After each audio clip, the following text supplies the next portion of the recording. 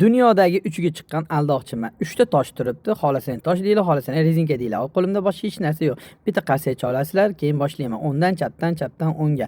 Farqi yo'q. Boshlaydi. Chap qo'limda turibdimi yoki o'ng qo'limda turibdimi? Qaysini bilasizlar?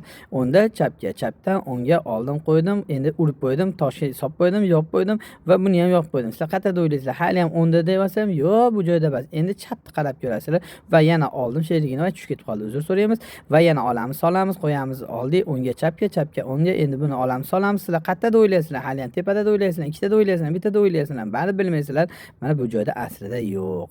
Men sizlarni bari aldayman. Aldarga ko'rsani eng zo'rimi. Bari aldashni boshlayman. Ketdi. Buni qaranglar, o'ngga chapga o'ngga oldim, qo'ydim, oldim, qo'ydim. Endi yana temirga urib ko'raman. Qarabsizlarki, yo'q. Yana ganga deyapmanmi? Va tepadan tushadi o'ylaysizlarmi? Yo'q, asli tepada emas. Mana bu joyda bo'ladi.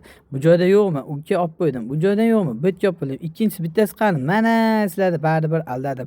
Podpisatsiya, like bosib ketishni esdan chiqarmanglar.